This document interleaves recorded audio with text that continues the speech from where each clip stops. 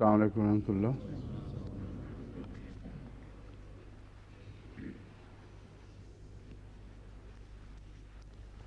اعوذ باللہ من الشیطان الرجیم. بسم اللہ الرحمن الرحیم. ولا یا ایھا الذین آمنوا لا یحل لکم ان ترثوا النساء کرہا ولا تعضلوهن لتذهبوا ببعض ما آتيتموهن إلا أن يأتين بفاحشة مبينة وعاشروهن بالمعروف فإن كرهتموهن فعسى أن تكرهوا شيئا ويجعل الله فيه خيرا كثيرا. سورہ نساء آیت 20. اس آیت پر بات چل رہی تھی کہ جب وقت ختم ہو گیا اور میں نے کہا تھا باقی انشاءاللہ آئندہ درس میں بات شروع کریں گے.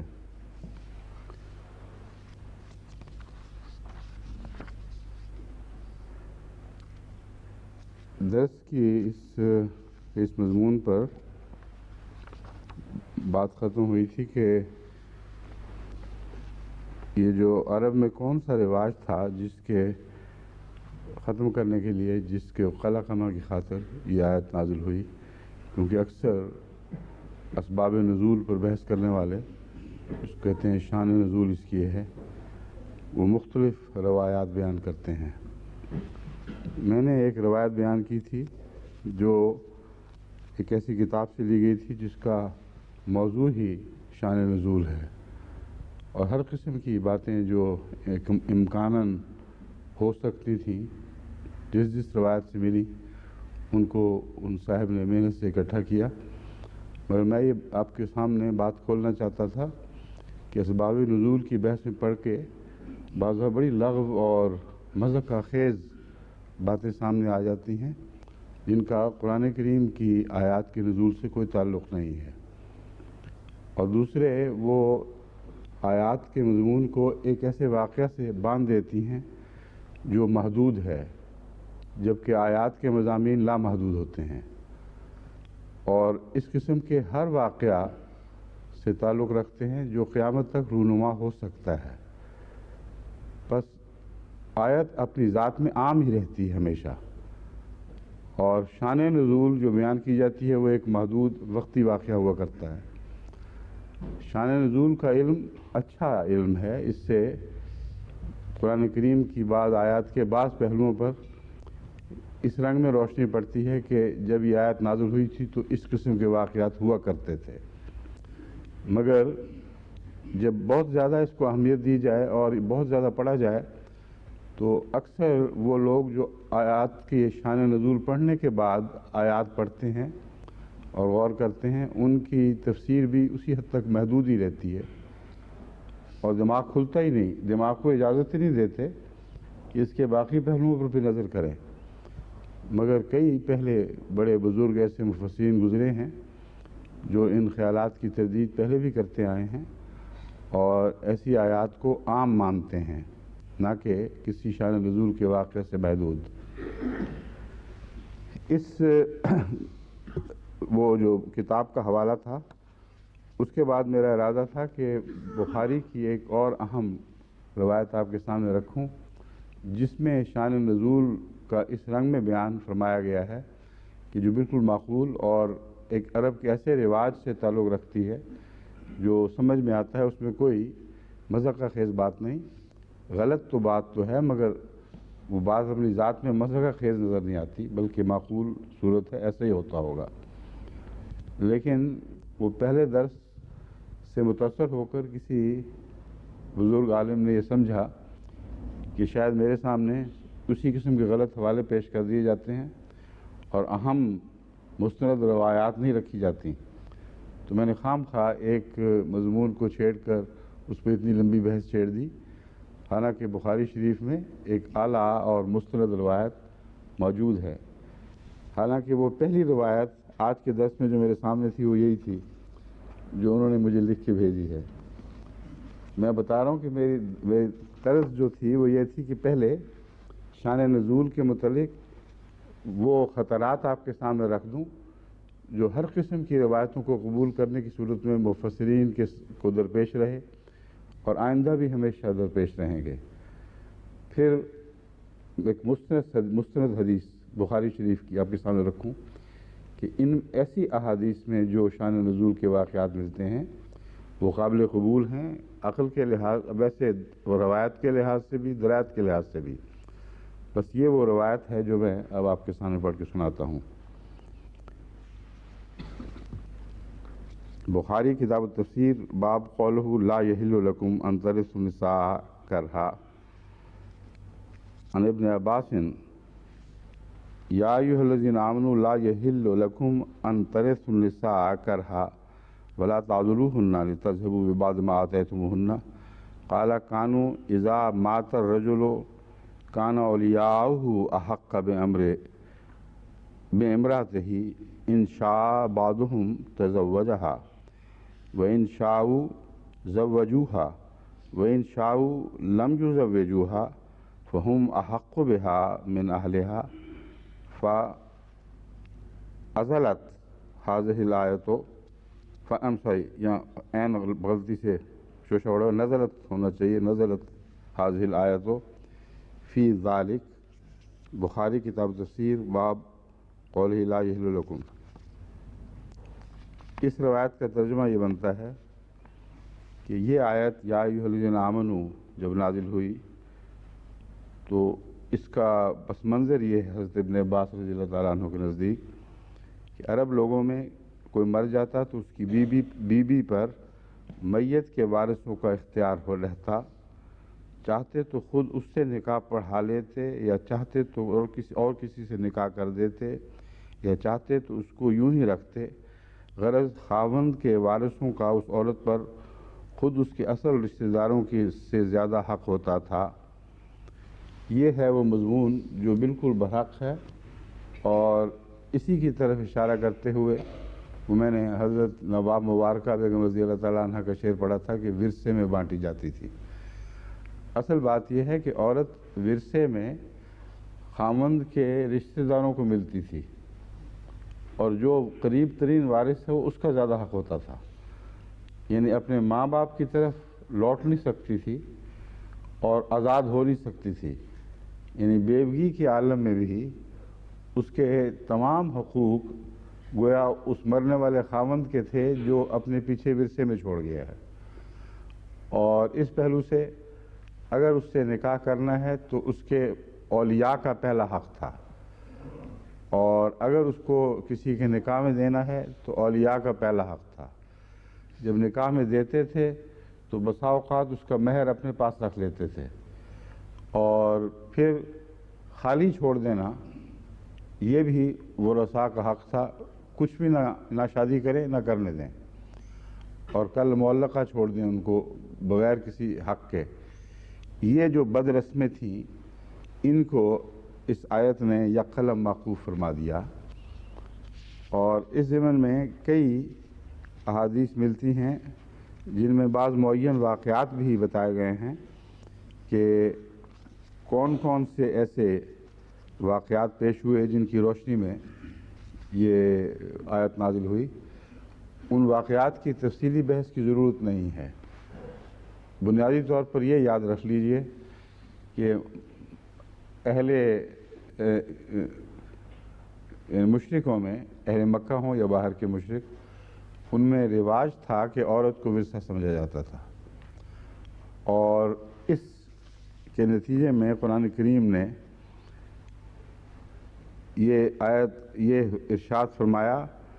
اس کے نتیجے میں کہنے سے مراد یہ ہے کہ یہ مراد نہیں ہے کہ اگر یہ نہ ہوتا تو قرآن کریم میں یہ آیت نازل نہ ہوتی. جیسا کہ ابھی میں بات کھولوں گا، اگر یہ نہ بھی ہوتا تو اس آیت میں ضرور نازل ہونا تھا. اور یہ ایک ازلی تعلیم ہے جس کا ایک اتفاقاً رونما ہونے والے واقعہ یا رواج سے کوئی تعلق نہیں ہے. وہ تعلق ہو سکتا ہے. بس اب ہم اس آیت کی تفصیلی بحث میں جاتے ہیں کہ کیا کیا مراد ہو سکتی ہے. ترجمہ آپ کو یاد کرا دوں، اے لوگو جو ایمان لائے ہو، تمہارے لیے جائز نہیں ہے کہ تم عورتوں سے کے زبردستی وارث بن جاؤ، ترث النساء کرہا، ولا تعضلوہن لتذہبوا ببعض ما آتیتموہن، اور نہ ہی تمہارے لیے جائز ہے کہ انہیں تنگ کرو تاکہ جو کچھ تم ان کو دے بیٹھے ہو یا جس کا تم ان سے وعدہ کر چکے ہو۔ دے بیٹھے سے مراد وہ سارے تحائف یا از خود شادی کے بعد جائیداد کا منتقل کرنا، اس قسم کے تمام توئی ہبے شامل ہیں اس میں، آتیتموہن جو تم دے چکے ہو۔ اور حق مہر بھی مراد ہے، کیونکہ جب تم عہد کر چکے ہو کہ میں دوں گا، تو خواہ تم نے عملاً دیا ہو یا نہ دیا ہو، وہ بھی ایسا ہی ہے جیسے تم دے چکے ہو۔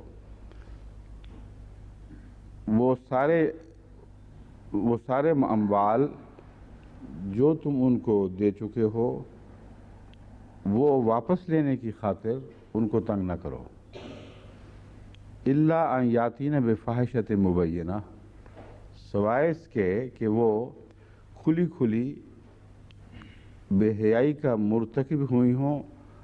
مبینہ ہے لفظ، مبینہ نہیں ہے۔ اگر میں نے کہیں پہلے مبینہ کو پیش نظر رکھ کر تفسیر کی ہو، پچھلی دفعہ شاید مجھے شک پڑ رہا ہے، تو یاد رکھیں مبینہ ہے، مبینہ نہیں ہے۔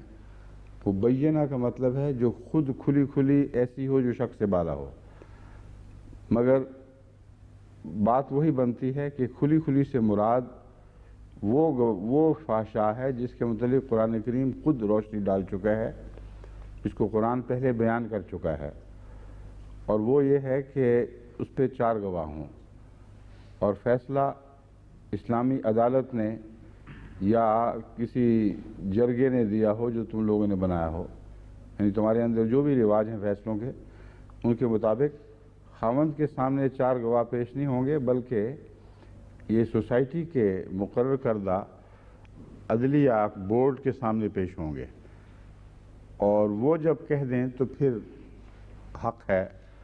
اس کی وجہ یہ ہے کہ یہاں خاوند کی بحث نہیں، وہ ایک غیر شادی شدہ عورت بھی ہو سکتی ہے، اس کے ولی بھی ہو سکتے ہیں، کئی قسم کے امکانات ہیں۔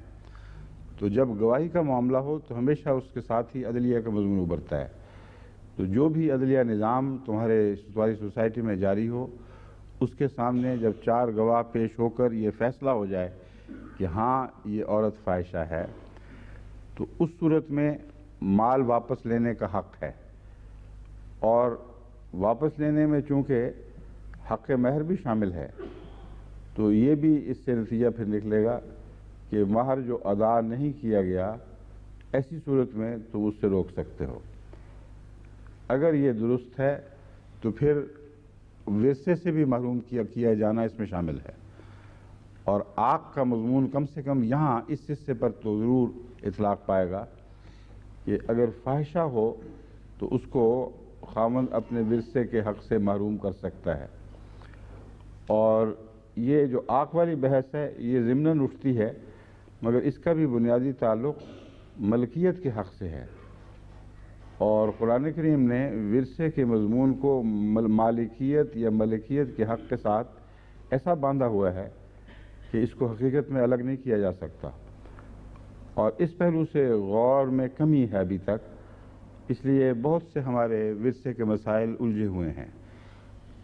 آئندہ جب ان باتوں پر غور ہو جماعت کے کسی بورڈ کی طرف سے، تو سب سے بنیادی فیصلہ اس بات پر ہے کہ قرآن کریم کی روح سے ایک شخص اپنی زندگی میں اپنے مال کے کس حد تک تصرف کا حق رکھتا ہے، وہ اسے ضائع کرے، اسے بڑھائے، اس کی تو کھلی اجازت ہے، دے تو کس کو دے اور کس کو نہ دے، اور اس کے لیے قطعی دلائل کیا ہیں، اور ملک کس کی ہے۔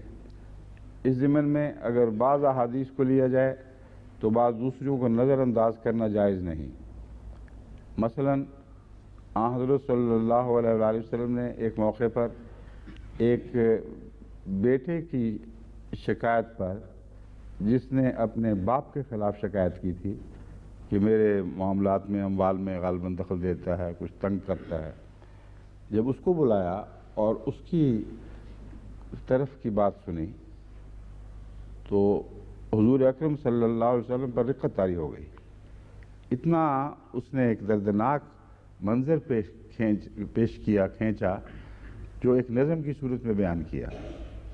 اس نے کہا یا رسول اللہ، میری کہانی تو یہ ہے کہ جب یہ چھوٹا بچہ تھا اس کو میں نے اس طرح پالا، اس کو بات نہیں آتی تھی، میں نے بات سکھائی، تو جب باتیں کرنی شروع کی تو مجھ پر بھی اپنی زبان کے تیر چلائے۔ اس کو چلنا نہیں آتا تھا، میں نے گودی لیے پھرا، پھر میں نے انگلی اس کو پکڑ کر چلنا سکھایا، قدم قدم چلنا سکھایا، اور جب چلنا سیکھ لیا تو میرے خلاف چڑھائی کر لی۔ یہ باتیں سنتے ہوئے حضرت صلی اللہ علیہ وسلم آپ دیدہ ہو گئے اور بچے کو گردن یہاں سے پکڑا، گریبان سے، اور باپ کے سپرد کیا کہ جو تو اور جو کچھ تیرا ہے وہ اس باپ کا ہے۔ تو ملکیت کے حقوق کس حد تک ہیں، اور وہ اولاد کے معاملے میں تو یہاں تک بھی پھر ثابت ہوگا کہ اولاد کی جائیداد بھی باپ ہی کا حق ہے، مگر دیکھنا بھی یہ پڑے گا کہ حضور صلی اللہ علیہ وسلم کے ایسے تمام فیصلوں کو ہر جگہ چشمہ پاؤ کرو گے، یا حضرت صلی اللہ علیہ وسلم کی اپنی ایک مالکیت کی حالت تھی، اس کے پیش نظر بعض فیصلے ہو رہے ہیں۔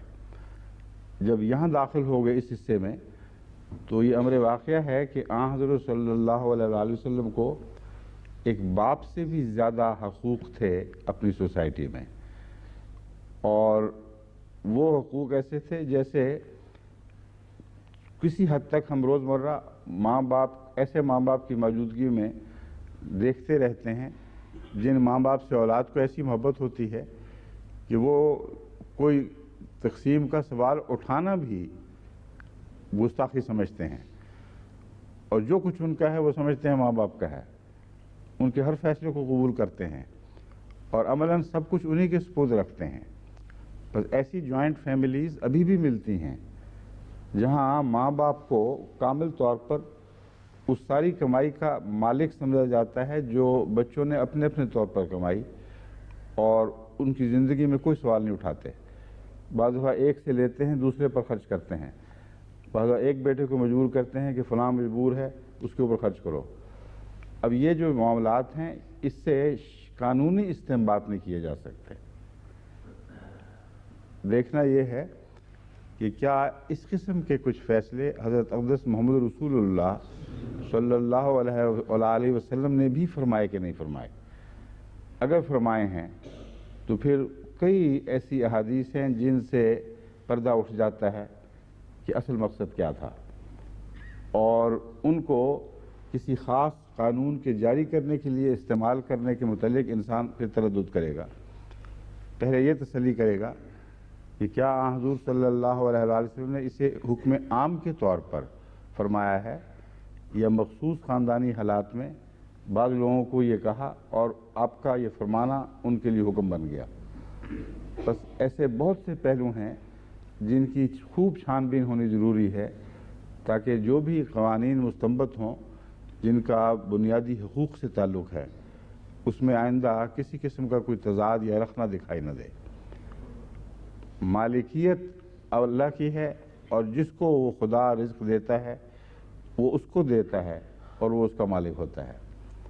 اپنی زندگی میں کہاں تک تصرف کر سکتا ہے، کہاں تک نہیں کر سکتا، کیا کسی زندگی میں کسی باپ کے تصرف پر اولاد کو حق ہے کہ مقدمہ کرے اس نے فلاں جائیداد فلاں جگہ فلاں جگہ اپنی دولت کو داؤ پہ لگا دیا ہے اور اس نے نقصان پہنچا رہا ہے، اس کو حکومت روک دیا جائے۔ ہرگز ایسا کوئی تصور نہیں باندھا جا سکتا۔ تو ان معاملات کی تحقیق ضروری ہے کہ مالکیت کیا ہے۔ پھر اگلا سوال پیدا ہوگا کہ مالکیت کے حقوق کس کس رشتہ دار کے ساتھ کیا کیا تعلق رکھتے ہیں، اور اپنی زندگی میں انسان کیا ایک سے زیادہ کسی کو دے سکتا ہے کہ نہیں دے سکتا ہے، تو کس حد تک دے سکتا ہے۔ یہ تو مسلم ہے سب کو کہ تعلیم کے لحاظ سے ایک شخص پر، ایک بچے پر بہت زیادہ باپ خرچ کر دیتا ہے اور اس کے جو باقی ورثاء ہیں ان کے زمانے میں وہ غریب ہو جاتا ہے، مثلا یا نہ بھی ہو تو ان کو وہ تعلیمی اخراجات نہیں دیتا ہے جو کسی بچے کو دے دیے. لیکن ورثے کی تقسیم میں کسی بچے کو یہ حق نہیں کہ وہ کہے کہ میرے باپ نے اس پر زندگی میں اتنا زیادہ خرچ کیا تھا، مجھ پر اتنا کم کیا، اس لیے جائیداد میں سے اسی حد تک اس کو محروم کرو اور مجھے زیادہ حصہ دو. پھر وہ چھوٹے بچے جنہوں نے کچھ بھی استفادہ نہیں کیا، چھوٹے چھوٹے بچے رہ گئے ہیں، اور بڑے بچے جنہوں نے باپ کی زندگی کی اکثر کمائی سے بھرپور استفادہ کیا، ان کو اگر برابر کرو گے تو یہ سوال بھی پھر اٹھے گا کہ انہوں نے اگر وہ مالک نہیں تھا عملاً اور اولاد کے حقوق کے لیے مجبور تھا کہ سب میں برابر تقسیم کرے، تو کیا اس کے مرنے کے بعد اب ورثے کی تقسیم پر یہ باتیں اثر انداز ہوں گی؟ تو یہ سارے الجھے ہوئے پہلو ہیں، اتنا آسان معاملہ نہیں ہے. اس پر بہت تحمل کے ساتھ اور سابقہ جو دلوں میں بعض مسائل گڑے ہوئے ہیں ان کو الگ کر کے خالی الذہن ہو کر پھر دوبارہ قرآنی علم سے اپنے دماغ کو بھریں اور مزین کریں، پھر ان سب باتوں کو دیکھیں تاکہ ایک ایسا اصول جماعت طے کرے جس میں کہیں کوئی رخنہ دکھائی نہ دے، کہیں کوئی تضاد نظر نہ آئے. اور یہ فقہ جو ہے یہ ساری دنیا کے لیے ایک مثالی رہنما فقہ بن جائے. اس پہلو سے میں بار بار ان باتوں کی طرف متوجہ کرتا ہوں. اب یہ جو واقعہ ہے اس کی طرف واپس آتے ہیں. بیوہ پر مرحوم کے وارثوں کا اختیار، یہ ایک واقعہ ہے جو اس زمانے میں رواج تھا جس کو قرآن کریم نے ختم فرما دیا. مگر کیا صرف یہی اس آیت کا مقصد ہے؟ کیا اور ایسی باتیں نہیں ہیں جن پر یہ اس آیت کا مضمون مشتمل ہو؟ یہ دیکھنے سے پہلے یہ بحث بھی اٹھائی جائے گی کہ مخاطب کون ہے، کس کو کہا جا رہا ہے. کیا صرف خامند مخاطب ہیں؟ کیا صرف اولیاء مخاطب ہیں؟ کیا سوسائٹی مخاطب ہے؟ یا ایک عام آیت ہے جس میں ہر وہ شخص جس کا کسی پہلو سے بھی یہاں تعلق قائم ہو وہ مخاطب ہوتا چلا جائے گا؟ اس ضمن میں حضرت امام راضی کی تفسیر سے وہ 5 آراء آپ کے سامنے رکھتا ہوں جو خطاب کے تعلق میں ہیں. حضرت امام راضی نے ان کو اکٹھا کیا ہے ایک جگہ بہت اچھے خلاصے کی صورت میں. کہتے ہیں مختلف علماء نے مختلف بحثیں اٹھائی ہیں، بنیادی طور پر 5 بحثیں ہیں. ایک وہ آدمی مخاطب ہے جسے اپنی بیوی ناپسند ہو اور اسے چھوڑنا چاہتا ہے، وہ اس سے بدسلوکی کرتا اور اسے تنگ کرتا ہے کہ وہ اپنا مہر دے کر جان چھڑاتی ہے. اگر یہ ایک مفسرین کی اور ثقہ مفسرین کی رائے ہے تو اس آیت کو عرب رواج کے پس منظر سے باندھنا ویسی جائز نہیں رہتا، کیونکہ وہاں تو خامند کی بات ہی نہیں ہو رہی، وہاں تو ایک ایسے رواج کی بات ہو رہی ہے جس کو ختم کیا جا رہا ہے. اور وہ عرب سوسائٹی کا رواج تھا تو وہاں سوسائٹی پھر پیش نظر ہوگی، خطاب سوسائٹی سے ہوگا. لیکن مفسرین نے جن میں بڑے ثقہ مفسرین ہیں اس بات پر بھی اتفاق کیا ہے، اتفاق تو نہیں کیا مگر ایک گروہ نے اس بات پر اتفاق کیا ہے کہ مراد یہاں وہ شخص ہے جو اپنی بیوی کو بہانے بنا کر طلاق دینا چاہتا ہے، مگر اس رنگ میں کہ اپنے حقوق نہ ادا کرے جو اس پر واجب ہیں. بیوی کے جو حقوق اس پر واجب ہیں وہ ادا کیے بغیر اس سے خلاصی کرے. ایک یہ معنی لیا گیا ہے. دوسرا معنی ہے متوفا کے ورثاء مراد ہیں، یعنی وہ مخاطب ہیں. اور ان معنوں کی روح سے جاہلیت کے رواج کا ذکر کیا ہے حضرت امام راضی نے.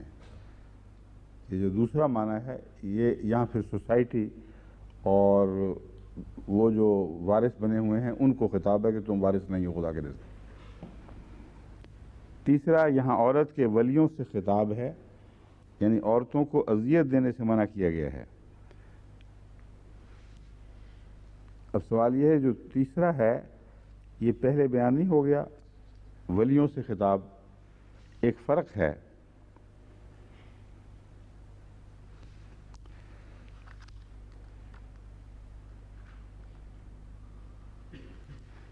یہاں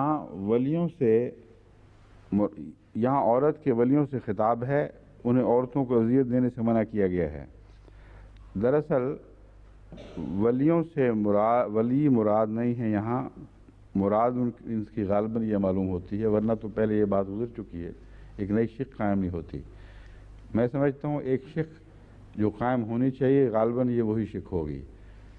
بعض لوگ اپنی بیویوں کو طلاق دے دیتے ہیں مگر معاملے کو لٹکاتے ہیں تاکہ وہ کہیں اور شادی نہ کر سکیں، یا طلاق کا فیصلہ کر لیتے ہیں، ان معنوں میں وہ ولی ہیں۔ میں یہ سمجھاؤں اس سے کہ اپنی ولایت کا حق قائم رکھتے ہیں اور بہانے بنا کر آخری فیصلے پر دستخط کرنے سے اعتراض کرتے ہیں تاکہ یہ عورت کسی اور جگہ شادی کے قابل ہی نہ رہے۔ 8-10 سال گزر جائیں، جو اس میں دلچسپی لیتا ہے وہ آخر دلچسپی چھوڑ دے۔ اس طرح وہ انتقامی کارروائی کرتے ہیں، اور یہ جو بات ہے یہ تو آج کل بھی اکثر سامنے آتی رہتی ہے، اکثر نہیں تو کبھی کبھی ضرور سامنے آتی رہتی ہے۔ بعض ایسے آدمیوں کے لیے اخراج جماعت کی سزا دینی بھی لازم ہوئی، کیونکہ کوئی وجہ ہی نہیں کہ وہ طلاق کے آخری فیصلے پر دستخط کر کے بیوی کو آزاد نہ کریں، اور وہ کوئی بہانہ بنا کر کبھی ایک اپیل کر دی کبھی دوسری اپیل کر دی، سال تک معاملہ لٹکاتے ہیں، اور اس بیچاری کی زندگی اجیرن وہ قانوناً جب تک وہ نکاح پوری طرح ثابت نہ ہو جائے اس وقت تک اس خاوند کی ولایت کے وہ اندر رہتی ہیں قانون کے لحاظ سے۔ تو یہ معنی ہے ولیوں کے خطاب کا کہ ہیں ولی مگر وہ کسی نہ کسی انتقامی کارروائی کی خاطر اذیت دینا چاہتے ہیں، اور جو خدا نے صاف گوئی کا حکم فرمایا ہے اس سے اعتراض کرتے ہیں۔ ایک چوتھی بات ہے، مخاطب خاوند ہیں۔ زمانہ جاہلیت میں وہ عورتوں کو طلاق دیتے اور دوسری شادی کرنے سے روک دیتے۔ یہاں بھی دراصل وہی قسم پیش نظر ہے، مگر جو فرق ہے وہ یہ بیان کیا جا رہا ہے کہ زمانہ جاہلیت میں ایسا کیا کرتے تھے، مگر یہ زمانہ جاہلیت تو لوٹ آیا ہے پھر، اور مسلمانوں کے جو آئلی اختلافات ہیں ان میں بکثرت یہ بات پائی جاتی ہے کہ ایک کمینہ انسان، تنگ نظر انسان شادی کو انتقام کا ذریعہ بناتا ہے، شادی کے حقوق کو، اور اس کے نتیجے میں عورت کو باندھے رکھتا ہے۔ تو حضرت امام راضی کے نزدیک گویا یہ ایک سابقہ رواج تھا جس کو ختم کیا گیا ہے۔ اور آخری بات جو سب سے افضل اور عمومی ہے وہ یہی ہے کہ یہ آیت عمومی ہے، یعنی اس کا تعلق ہر ایسے واقعہ سے ہو سکتا ہے جو آئندہ کبھی پیش آئے، اور آیت کسی ایک حوالے سے نازل نہیں ہوئی بلکہ ایک عمومی احتمال کو پیش نظر رکھا ہوا ہے کہ جب خاوند بیوی کے ساتھ اختلاف کرتا ہو، اس سے تعلق میں کمی آ جائے، چھوڑنا چاہے، کسی اور عورت سے اس کا تعلق قائم ہو گیا ہے اور اب وہ اپنی بیوی کو چھوڑنا چاہتا ہے، زیادہ مہر مقرر کر بیٹھا ہے یا جتنا بھی ہے اس سے بھی انحراف چاہتا ہے، کچھ تحفے دے بیٹھا ہے، کچھ جائیدادیں اس کے نام منتقل کر چکا ہے، تو ایسی صورت میں وہ کیا کیا حربے استعمال کرے گا، ان سارے امکانات پر یہ آیت حاوی ہے۔ اور اسی طرح دوسرے رواج جیسا کہ میں نے بیان کیا تھا، عملاً ایک ایسے خاندان کے متعلق مجھے ایک احمدی خاندان نے جس کا تعلق ہے ان سے لکھا ہے کہ اپنی بیٹیوں کو وہ بوڑھا کر رہے ہیں گھر بٹھا کے تاکہ جائیداد دوسروں کے پاس نہ چلی جائے۔ تو ورثے والا مضمون ہے، دیکھیں آج بھی اسی طرح صادق آ رہا ہے، کسی سابقہ حوالے کی ضرورت ہی نہیں ہے، یعنی اس کے مال کے وہ بھائی وارث بن جائیں، اس وجہ سے اس کی شادی نہیں ہونے دے رہے، اور دوسری برادری میں گئی تو زمین کی جائیداد ساتھ لے جائے گی۔ تو یہ ایک عمومی آیت ہے۔ اور جہاں تک لِتَذْهَبُوا بِبَعْضِ مَا آتَيْتُمُوهُنَّ إِلَّا أَن يَأْتِينَ بِفَاحِشَةٍ مُبَيِّنَةٍ، اس کا تعلق ہے فاحشہ مبینہ کا۔ یہ بھی ایک ایسی حقیقت ہے کہ عام طور پر لوگ جب اور کوئی عام طور پہ تو نہیں مگر بعض کمینہ فطرت لوگ جب اور کوئی عذر نہ دیکھیں تو یہ الزام لگا دیتے ہیں کہ بیوی فاحشہ تھی، اور بعض کے بعض مقدموں میں یہاں تک کہتے ہیں کہ پہلی رات ہی ہمیں پتہ چل گیا تھا۔ اگر پتہ چل گیا تھا تو تم پھر وہاں کیوں تم نے سوال نہیں اٹھایا؟ وہ وقت تھا کہ تم عدالت کے سامنے حاضر ہوتے۔ لیکن بچے ہو گئے، بڑی عمر ہو گئی، اس بیچاری بوڑھی ماں پر یہ الزام لگانا کہ پہلی رات سے ہی ایسی تھی، یہ سخت بے حیائی ہے۔ بس فاحشہ کے ارتکاب کا الزام اس ضمن میں آج بھی دیا جاتا ہے، اور قرآن کریم نے اس سے متنبہ فرمایا ہے۔ بعض دفعہ عورتیں یہ کام کرتی ہیں، علیحدگی کی درخواست دیتی ہیں اور کہتی ہیں ہمارا خاوند ایسا ہے۔ ان کو میں روکتا ہوں، بعض دفعہ ان کو جماعت سے بھی خارج کرنا پڑا، مگر تمہیں قرآن کریم نے فحشاء کی اجازت ہی نہیں دی، اور اگر تم نے یہ سمجھا تھا ایسا تھا تو لیان تمہارے لیے تھا۔ بس تم اپنے خاوند کے خلاف گواہی دیتی ہیں، خاوند تمہارے خلاف گواہی دیتا ہے، دونوں صورتوں میں تم لیان کر سکتی تھی یا علیحدگی کی درخواست دے دیتی۔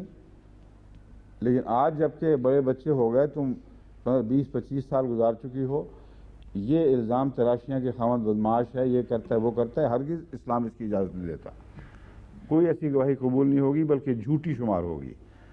اگر قرآن کریم کا حکم کسی قانون میں چلے تو پھر ایسے الزام لگانے والوں کو 80 کروڑوں کی سزا ملنی چاہیے۔ اور اس حصے سے متعلق اللہ تعالیٰ نے آگے اس بات کو کھولا ہے کہ عاشروہن بالمعروف، کیوں بے حیائی کی باتیں کرتے ہو چند پیسوں کی خاطر؟ کیوں اچھے تعلقات جو عمر بھر گزار چکے ہو ان کو داغدار کرتے ہو؟ تم سے یہ توقع نہیں ہے کہ تم عورتوں کو دیے ہوئے مال کو واپس لینے کی کوشش کرو، یا جو وعدہ کر بیٹھے ہو اس سے انحراف کے لیے رستہ تلاش کرو۔ تم سے محمد رسول اللہ علیہ وسلم کی امت سے یہ توقعات ہیں، اور تمہیں یہ حکم دیا جاتا ہے عاشروہن بالمعروف، ان سے معروف کے ساتھ معاشرت کرو۔ فإن کرہتموہن، پس اگر تمہیں وہ پسند نہیں رہیں تو پھر آسان تکرہوا شیئا، ہو سکتا ہے بسا اوقات ایسا ہوتا ہے کہ تم ایک چیز ناپسند کرتے ہو، یجعل اللہ فیہ خیرا کثیرا، اللہ اسی میں بہت ہی برکتیں رکھ لیتا ہے۔ اور چونکہ مال کا معاملہ ہے، مال کی بحث چل رہی ہے، یہاں لفظ خیر کا استعمال ذو معانی ہے۔ خیرن کثیرہ سے مراد برکتیں بھی ہیں اور خیرن کثیرہ سے مراد مالی فوائد بھی ہیں۔ بس اگر تمہیں مال ہی کی حرص ہے تو یاد رکھو بسا اوقات جو تمہیں پسند نہیں ہوتی، اگر اللہ کی رضا کے خاطر ان سے حسن معاشرت کرو گے تو انہی کے ذریعے تمہیں خدا تعالیٰ کثرت سے مال عطا کر سکتا ہے، یا انہی کی برکت سے اللہ تعالیٰ تمہارے دن پھیر سکتا ہے اور تمہیں کشادگی عطا کر سکتا ہے۔ یہ ہیں معنی عموماً جو اس آیت جو عمومی معنی ہیں، اور اسے خاص واقعات سے ماننا علم کی خاطر تو ہو لیکن ان واقعات تک محدود نہیں کرتا۔ اس حصے پر ویری نے جو زبان کھولی ہے وہ یہ ہے unless they have been guilty, that is of disobedience or shameless conduct، یہ کہہ کر آگے لکھتا ہے this passage carefully guards the right of a husband to punish his wife for whatever he may fancy a fault in her۔ بالکل برعکس معنی، خدا کہتا ہے بہانے نہیں بنانے، ہرگز کوئی عذر نہیں رکھنا تاکہ تم بیوی کو تنگ کرو، عورتوں کے حقوق کی حفاظت، معصوموں کے دفاع کے لیے کتنی عظیم آیت ہے جو ان کے پس پشت کھڑی ہے کہ خبردار ایسی حرکت نہیں کرنی. اور ویری صاحب کو اس میں یہ دکھائی دے رہا ہے کہ خدا تعالیٰ نے اب اس آیت کی روح سے کھلی چھٹی دے دی ہے ہر خاوند کو کہ جو چاہے عذر رکھے، بے حیائی کا الزام لگائے، جو چاہے کرے، جس طرح چاہے اپنے ظلم کو جاری رکھے. تو اگر آنکھ دشمنی کی ہو تو یہ معنی پڑ لیتی ہے. حضرت مسیح موعود علیہ السلام نے اس آیت کے نتیجے میں جو اسلامی معاشرے کا نقشہ کھینچا ہے، اور وہ دیکھیں وہ کتنا عظیم نقشہ ہے، اور یہی دراصل اس آیت کی مراد ہے کہ اللہ تعالیٰ مسلمان ازدواجی تعلقات اور عائلی زندگی کا جو نقشہ پیش نظر اللہ یہ کہنا چاہیے کہ جو تصور، جو نقشہ مسلمانوں میں جاری کرنا چاہتا ہے، یہ آیت اس کو پیش فرما رہی ہے. حضرت مسیح السلام فرماتے ہیں عورتوں اور بچوں کے ساتھ تعلقات اور معاشرت میں لوگوں نے غلطیاں کھائی ہیں اور زیادہ مستقیم سے بہک گئے ہیں. قرآن شریف میں لکھا ہے عاشروہن بالمعروف، کہ ان سے معروف کے مطابق معاشرہ کرو. اب اس کے خلاف عمل ہو رہا ہے. دو قسم کے لوگ اس کے متعلق بھی پائے جاتے ہیں. ایک گروہ تو ایسا ہے کہ انہوں نے عورتوں کو بالکل خلی الرسن کر دیا ہے کہ دین کا کوئی اثر ہی ان پر نہیں ہوتا. فحشاء کا چونکہ مضمون ہے، اس لیے یہ بہت ہی لطیف بات ہے جو مسیح الاسلام نے اٹھائی ہے. اسی آیت کی روشنی میں بعض عورتیں اگر کچھ آوارگی کا رنگ اختیار کر لیتی ہیں، ایسے چال چلن چلتی ہیں جو بعضوں کی نظر میں ان کو فحشاء قرار دیتے ہیں، تو فرمایا تم مردوں کا قصور ہے، تم بعض عورتوں کی رسیاں ڈھیلی کر دیتے ہو، یا اس انتہا پہ جاتے ہو یا اس انتہا پہ جاتے ہو.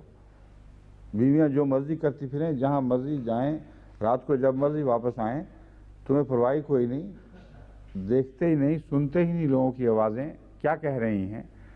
اور جب تم ایسی ڈھیل دیتے ہو تو اس کے نتائج کے بھی تم ذمہ دار ہو. پھر تو فرماتے ہیں کہ بعض کا تو یہ حال ہے کہ جو مرضی کرتی پھریں، دین کا ان پر کچھ بھی اثر نہیں ہو، اور وہ کھلے طور پر اسلام کے خلاف کرتی ہیں اور کوئی ان سے نہیں پوچھتا. یہ ایک گروہ ہے. اور بعض ایسے ہیں کہ انہوں نے خلی الرسن تو نہیں کیا، مگر اس کے بالمقابل ایسی سختی اور پابندی کی ہے کہ ان میں اور حیوانوں میں کوئی فرق نہیں کیا جا سکتا. بس اسلام تو زیادہ اوسط ہے، وسطی راہ ہے، اور وسطی راہ سے دائیں طرف ہٹو یا بائیں طرف ہٹو، دونوں صورت میں تم حق سے تجاوز کرنے والے بنو گے. ہمارے ایک طرف بیویوں کو کھلی چھٹی دے دینا اور اسلام کی راہوں سے بھٹک کر وہ غیر معاشروں کی طرف دوڑ پڑتی ہیں اور تم دیکھتے ہو اور روکتے نہیں، تم اس کے ذمہ دار ہو گئے. دوسری طرف ان کو باندھ کر رکھ دینا. مثال خلی الرسن کی بہت عمدہ ہے. اس سے مراد ہے ایک جانور کے گردن میں یا پاؤں میں جو رسی باندھی جاتی ہے، اگر وہ ڈھیلی کر دی جائے تاکہ وہ دور دور تک جا سکے تو یہ خلی الرسن ہے. بعض لوگوں نے کتوں کو تو باندھا ہوتا ہے، ہم سیر پہ جاتے ہیں تو، لیکن ڈھیلی رسی ہوتی ہے، اس سے دوسرے محفوظ نہیں رہتے. مگر اب ایسی چیزیں ایجاد ہو گئی ہیں کہ وہ بٹن دبا کر رسی کو تنگ بھی کر لیتے ہیں. مگر ایسی رسی کوئی مسلمان معاشرے میں نہیں ملتی کہ جب چاہے ڈھیلی چھوڑ دی، جب چاہے بٹن دبا کے واپس کر لی. جو عورتیں ایک دفعہ آزادی میں چلی جائیں پھر ان کے خامد غلام ہو جاتے ہیں. ان کی مجال نہیں کہ اف تک کریں گھر میں. پھر اپنی اولاد پر بھی ان کا اختیار نہیں رہتا. ان کی اولاد بھی ماں سے رنگ پکڑتی ہے اور خامد باپ آنکھیں کھول کر دیکھ رہا ہوتا ہے اور کچھ نہیں کر سکتا. کبھی اس کے برعکس یہ ہوتا ہے کہ باپ آزاد خیال ہے اور اس ضمن میں اس معاملے میں پھر ماں کا کوئی قصور نہیں. یہ بھی ہوا کرتا ہے کہ باپ تو آزاد خیال ہے، اس نے تو اپنی طرف سے کھلی چھٹی دی ہے، مگر ماں نے ایک ہوتی ہے وہ نہیں کرتی. مگر چونکہ آزادی ڈھلوان کا رستہ ہے، اس لیے اس سے پہلے بھی میں نے ایک دفعہ متنبہ کیا تھا کہ جب بھی ماں یا باپ میں سے کوئی ایک ڈھیلی رسی دیتا ہے تو اولاد اکثر اس کے ساتھ چلتی ہے، کیونکہ ڈھیلی رسی والا معاملہ زیادہ آسان ہے زندگی پر، یہ اترائی کا سفر ہے۔ اور جو ماں یا باپ میں سے نسبتاً سنجیدہ مزاج رکھتا ہے اور پختگی رکھتا ہے اور چاہتا ہے کہ اس کی اولاد محنت کرے اور اعلیٰ اخلاق حاصل کرے، وہ ایک فک و رقبہ کا رستہ ہے، وہ عقبہ اقتحام العقبہ کہتے ہیں اس کو، یعنی گھاٹی پر اوپر چڑھنا۔ تو اکثر لوگ تو گھاٹی پر چڑھنے کا رستہ کھلا ہو اور اترائی کا ہو تو اترائی کی طرف ہی جائیں گے پھر۔ بس ایسی صورت میں وہ بھی ہیں جو خلیل الرسن ہیں، مگر ان کی بیویاں پھر با اخلاق ہوتی ہیں اور نہیں پسند کرتی، مگر ان کی کچھ پیش نہیں جاتی۔ دوسرا جو مسیح علیہ السلام فرما رہے ہیں وہ یہ ہے کہ ایسی سختی اور پابندی کی ہے ان پر بعض لوگوں نے کہ ان میں اور حیوانوں میں کوئی فرق نہیں کیا جا سکتا، کنیزکوں اور بہائم سے بھی بدتر ان سے سلوک ہوتا ہے۔ کنیزک سے مراد ہے غلام لونڈیاں اور ادنا کام کرنے والیاں، مارتے ہیں تو ایسے بے درد ہو کر کہ کچھ پتہ ہی نہیں کہ آگے کوئی جاندار ہستی ہے یا نہیں، غرض بہت ہی بری طرح سلوک کرتے ہیں، یہاں تک کہ پنجاب میں مثل مشہور ہے کہ عورت کو پاؤں کی جوتی کے ساتھ تشبیہ دیتے ہیں، ایک جوتی نہیں دوسری بدل لو۔ مگر یہ جو خواب میں جوتی کو عورت سمجھا جاتا ہے، شاید یہ پنجابی سے تعبیر شروع ہوئی ہے۔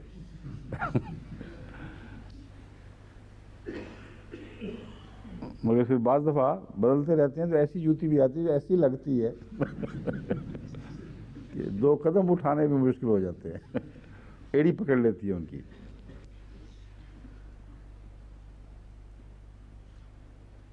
ایک اتاری دوسری پہن لی، یہ بڑی خطرناک بات ہے اور اسلام کے شاعر کے خلاف ہے۔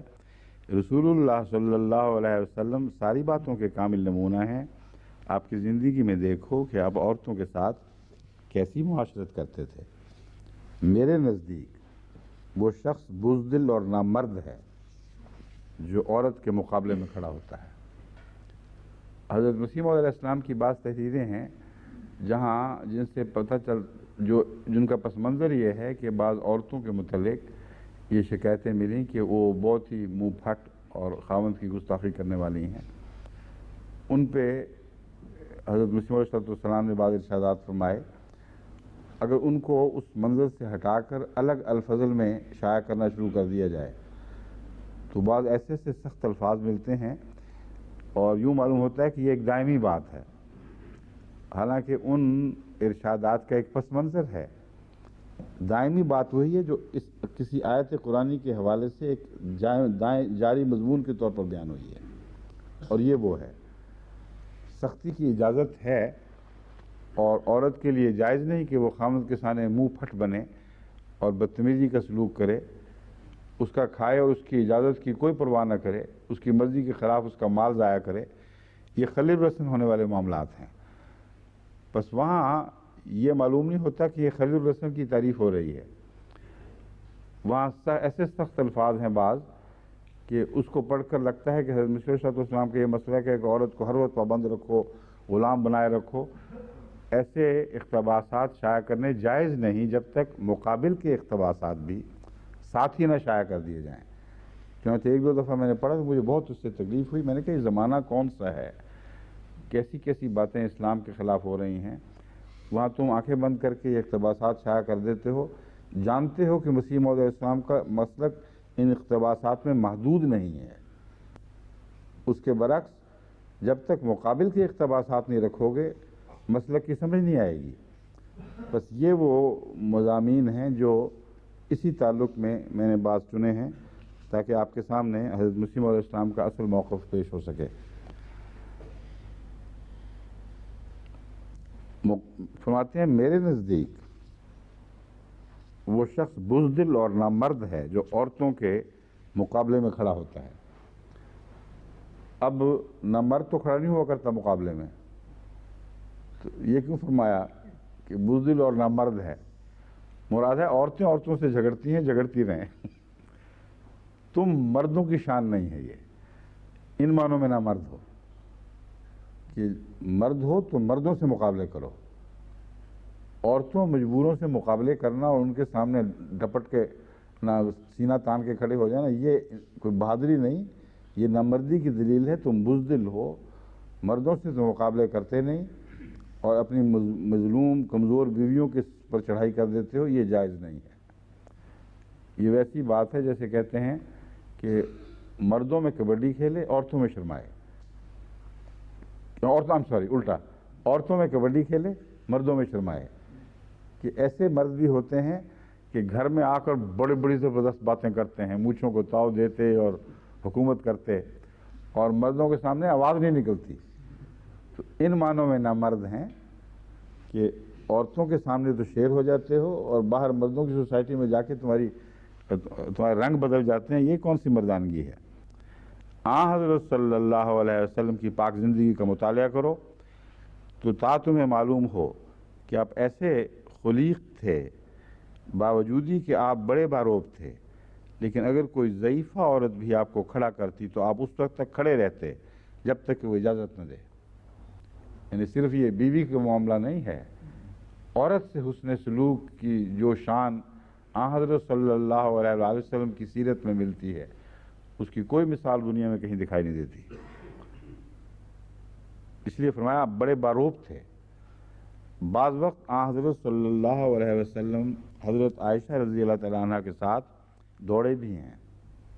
ایک مرتبہ آپ آگے نکل گئے، روایات میں ملتا ہے کہ دوسری مرتبہ حضرت عائشہ آگے نکل گئیں، مگر جس رنگ میں حضرت مسیح موعود علیہ السلام نے پیش فرمایا ہے یہ آپ ہی کا حق تھا، کسی اور نے یہ بات یوں نہیں کہی۔ فرماتے ہیں کہ حضرت عائشہ رضی اللہ عنہ آگے نکل گئیں، ایک مرتبہ آگے نکل گئے اور دوسری مرتبہ خود نرم ہو گئے تاکہ حضرت عائشہ رضی اللہ تعالیٰ عنہ آگے نکل جائیں۔ اور یہ واقعہ ہے، یہ وہی شخص پا سکتا ہے اس مضمون کو جس کی فطرت اس لطافت کو دیکھ رہی ہے جو رسول اللہ صلی اللہ علیہ وسلم کی فطرت میں موجود تھی۔ بعض بار انسان بچوں کے ساتھ جب مقابلے کرتا ہے تو اس قسم کا ہوتا رہتا ہے معاملہ، کبھی کبھی بچوں کو پیچھے چھوڑ جاتا ہے، پھر اگلی دفعہ وہ جان کے ٹھوکر کھا جائے گا، کچھ کرے گا تاکہ ان کی دل آزاری نہ ہو، ان کو بھی حوصلہ ہو، آگے نکلتے پھر بہت خوش ہوتے ہیں۔ تو اس واقعہ کو حضرت مسیح موعود علیہ السلام ہیں جنہوں نے اس نظر سے دیکھا۔ فرمایا اس طرح پر یہ بھی ثابت ہے کہ ایک بار کچھ حبشی آئے جو تماشا کرتے تھے، حضرت صلی اللہ علیہ وآلہ وسلم نے حضرت عائشہ رضی اللہ تعالی عنہا کو ان کا تماشا دکھایا۔ اب رسول اللہ صلی اللہ علیہ وسلم کی سیرت کے جو نرم پہلو ہیں، حسن معاشرت، اس کا ذکر کر رہے ہیں، اور ساتھ ہی موازنہ کے طور پر فرماتے ہیں۔ اور پھر حضرت عمر رضی اللہ عنہ جب آئے تو حبشی ان کو دیکھ کے بھاگ گئے۔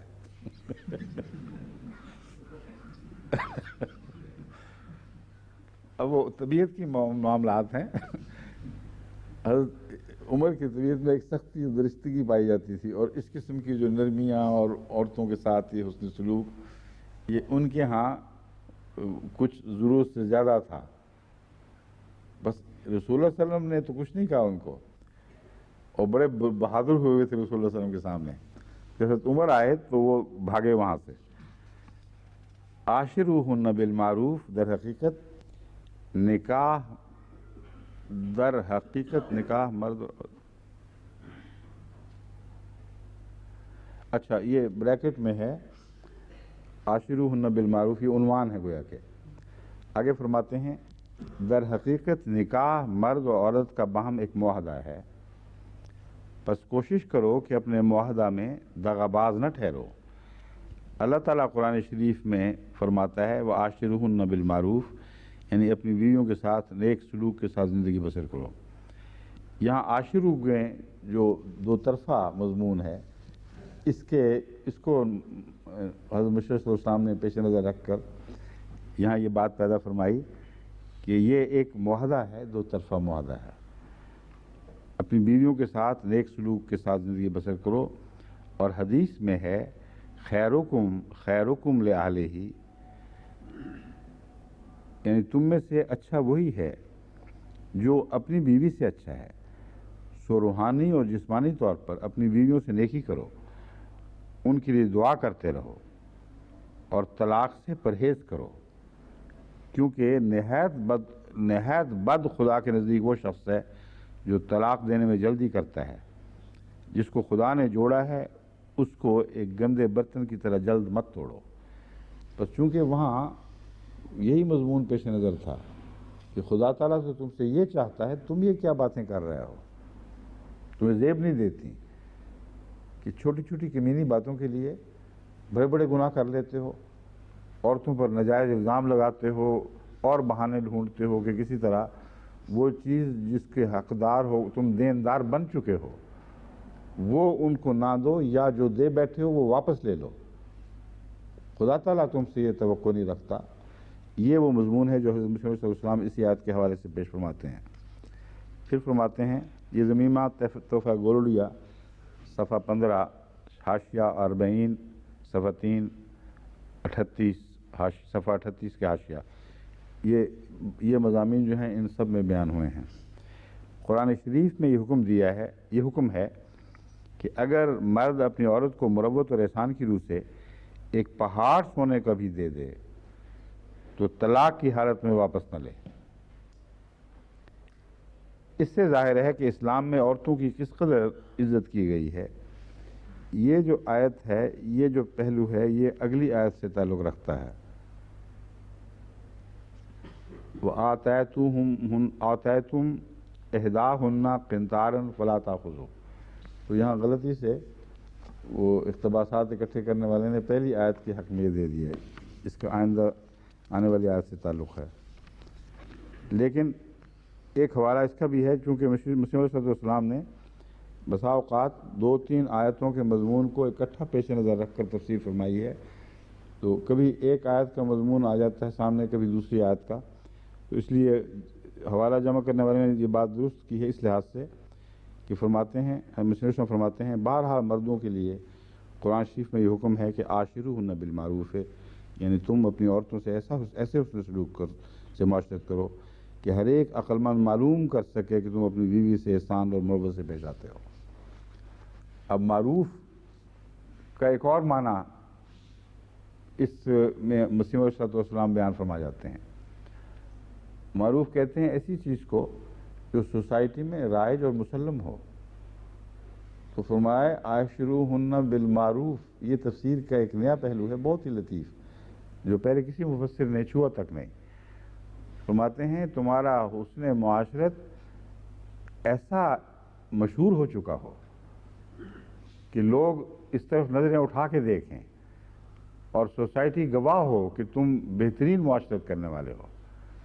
معروف میں یہ معنی پائے جاتے ہیں کہ تمہارا حسن معاشرت عرف عام میں کہ علم میں آ چکا ہو، عرف عام میں اتنا مسلم ہو چکا ہو کہ اس کے اوپر لفظ معروف بولا جا سکے۔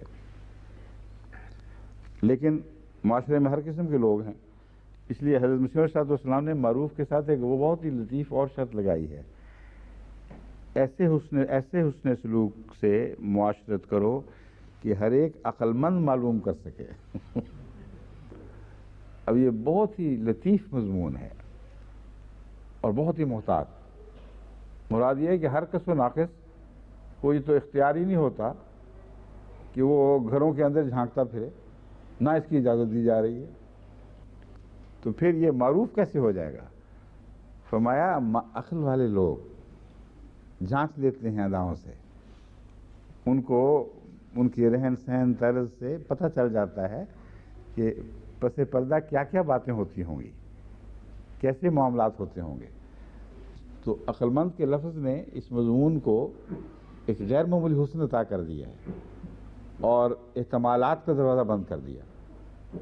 کوئی کہہ سکتا ہے کہ اچھا پھر ہم جھانک کے دیکھا کریں کہ کس طرح کرتا ہے سلوک۔ فرمایا نہیں، اس کے لیے اصحاب عقل چاہیے۔ اصحاب عقل تو وہ ہیں جو خدا کو آنکھوں سے نہیں دیکھتے مگر دن رات اٹھتے بیٹھتے ہر جگہ ان کو خدا دکھائی دیتا ہے۔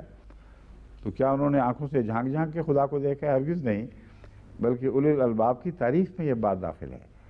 بس حضرت مسیح موعود علیہ السلام کے الفاظ کا چناؤ قرآن پر مبنی ہے، اور بہت گہری نظر سے قرآن پڑھنے والے کو یہ الفاظ ملتے ہیں اس طرح، ورنہ عام آدمی کی تحریر میں ناممکن ہے کہ اس قسم کی لطافتیں پائی جائیں اور ایسے باریک الفاظ دکھائی دیں جو قرآن میں پیوستہ ہوں۔ پھر فحشا کے سوا باقی تمام کج خلقیاں اور تلخیاں عورتوں کی برداشت کرنی چاہیے۔ اب یہ دیکھیں کیسا اور ایک لطیف مضمون بن گیا، اسی آیت کی تفسیر ہے، مگر ساری تفسیریں کھنگال لیں، مجال ہے جو کہ یہاں تک پہنچا ہو۔ آپ فرماتے ہیں صرف فحشا کا عذر رکھا ہے، باقی باتیں ہوتی رہیں گی، مگر تمہیں کوئی حق نہیں ہے کہ دوسری کج خلقیوں، کمزوریوں وغیرہ کو سامنے رکھ کر ان کا عذر پکڑ بیٹھو اور کہو کہ یہ عورت اس طرح ہے اس لیے میں اس کو فلاں فلاں سے محروم کرتا ہوں۔ صرف ایک چیز ہے فحشا، وہ بھی مبینہ، اس کے سوا خدا تعالیٰ تمہیں حق نہیں دیتا۔ فرمایا فحشا کے سوا باقی تمام کج خلقیاں اور تلخیاں عورتوں کی برداشت کرنی چاہیے۔ اور فرمایا ہمیں تو کمال بے شرمی معلوم ہوتی ہے کہ مرد ہو کر عورت سے جنگ کریں۔ ہم کو خدا نے مرد بنایا اور یہ در حقیقت ہم پر اتمام نعمت ہے، اس کا شکریہ ہے۔ شکریہ لفظ میں حیران تھا، یہ شکریہ خدا کے تعلق میں کیا ہے؟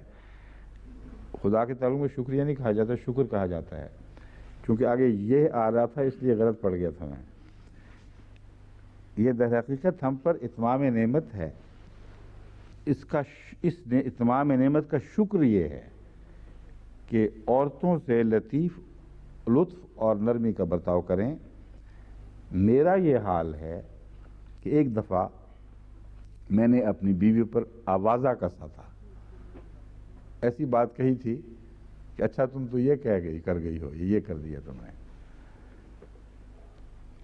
آوازہ کسا، اور میں محسوس کرتا تھا کہ وہ بانگے بلند دل کے رنج سے ملی ہوئی ہے۔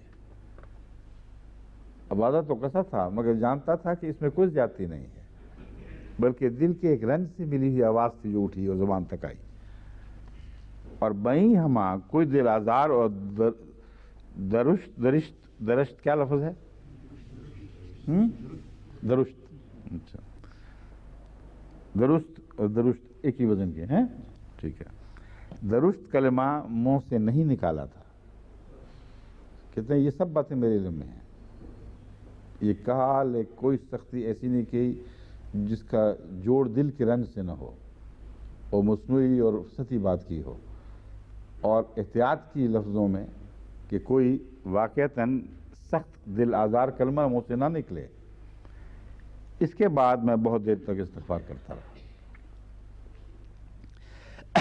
اور بڑے خشوع اور خضوع سے نفلیں پڑھی اور کچھ صدقہ بھی دیا کہ یہ درستی زوجہ پر کسی پنہانی معصیت الہی کر دی جائے۔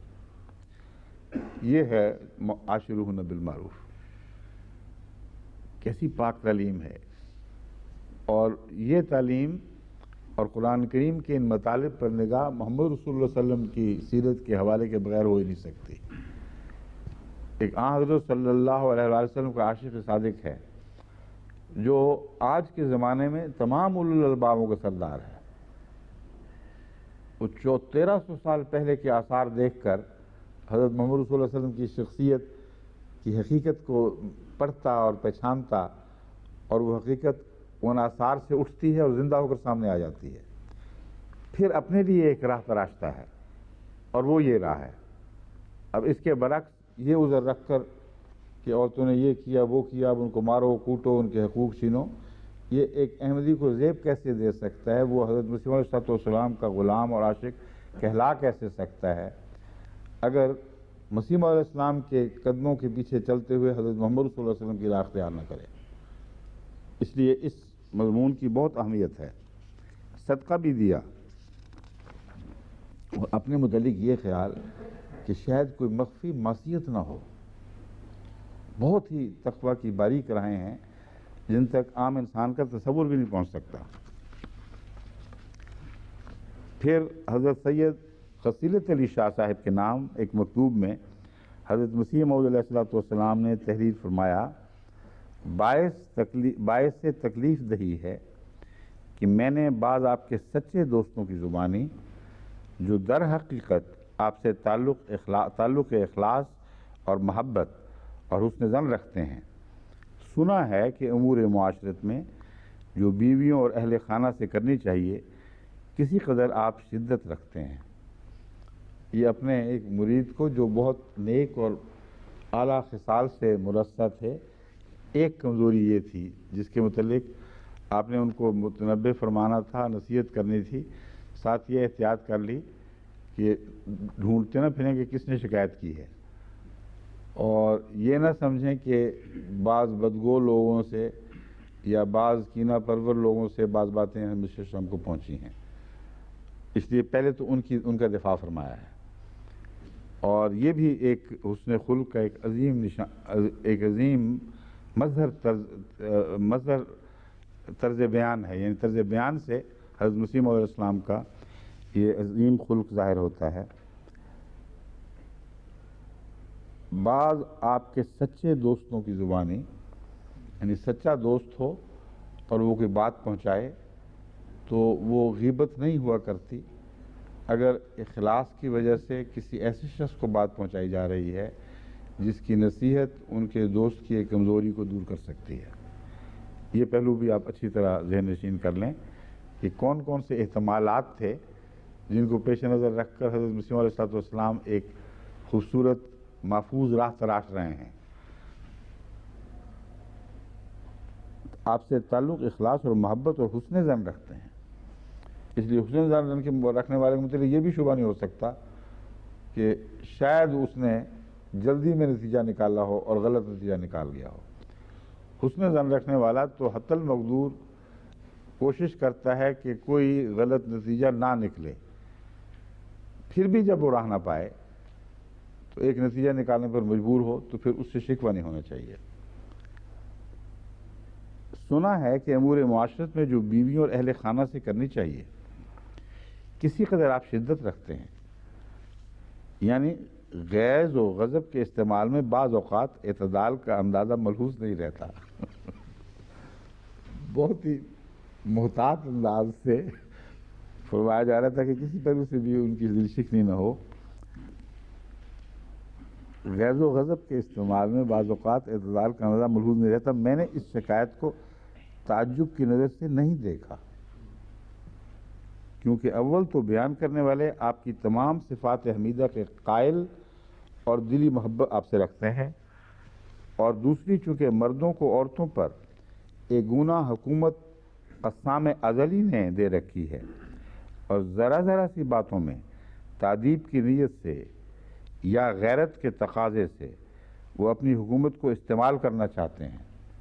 یعنی لوگوں کا عام حال یہ ہے، یہ انسانی فطرت میں ہمیں دکھائی دیتا ہے کہ چونکہ خدا قسام ازلی نے ایک گنا حکومت دے رکھی ہے، قوام کی طرف اشارہ ہے یہاں، اس لیے ذرا ذرا سی باتوں میں تادیب کی نیت سے، تاکہ ان کو ذرا سلیقہ سکھائیں، ادب سکھائیں، یا غیرت کے تقاضے سے، چھوٹی چھوٹی باتوں میں غیرت بھڑک جاتی ہے۔ کئی لوگ اس لیے بھی سختی کرتے ہیں کہ ان کو ہر وقت یہ دماغ میں ہوتا ہے کہ فلاں کے سامنے ہنس پڑی تھی، فلاں جگہ اس نے یوں پردہ اور سے بے احتیاطی کی، فلاں جگہ اس نے یہ حرکت کی، گویا کہ اس کی مردانی غیرت ہر جگہ وہ خطرے میں مبتلا ہو جاتی ہے۔ تو یہ بہانے رکھ کر لوگ ایسی باتیں کیا کرتے ہیں، وہ اپنی حکومت کو استعمال کرنا چاہتے ہیں، مگر چونکہ خدا تعالیٰ اور اس کے رسول اللہ صلی اللہ علیہ وآلہ وسلم نے عورت کے ساتھ معاشرے کے بارے میں نہایت حلم اور برداشت کی تاکید کی ہے، اس لیے میں نے ضروری سمجھا کہ آپ جیسے رشید اور سعید کو اس تاکید سے کسی قدر اطلاع کروں۔ اللہ جل شانہ فرماتا ہے عاشروہن بالمعروف، پھر وہی آیت ہے، یعنی اپنی بیویوں سے تم ایسے معاشرت کرو جس میں کوئی امر خلاف اخلاق معروفہ کے نہ ہو۔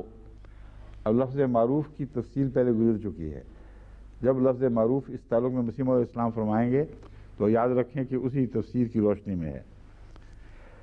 اور کوئی وحشیانہ حالت نہ ہو، بلکہ خیرکم بے اہلہ، یعنی تم میں سے بہتر وہ انسان ہے جو اپنے اہل سے، جو بیوی سے نیکی سے پیش آوے، اور حسن معاشرت کے لیے. اچھا یہاں اب ایک لفظ لے اہل ہی پہلے لکھا ہوا ہے اور ہم لے اہل ہی پڑھتے ہیں. مصنف صاحب نے بھی اکثر جگہ لے اہل ہی پر لکھا ہے. یہاں بے آل ہی معنی کے بیان کی خاطر عمدن استعمال فرمایا گیا ہے یا کاتب نے غلطی کی ہے؟ چیک کروائیں.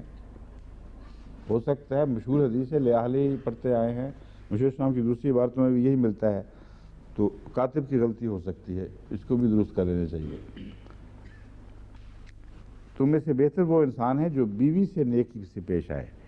اہل ہی سے مراد یہاں بیوی لی گئی ہے,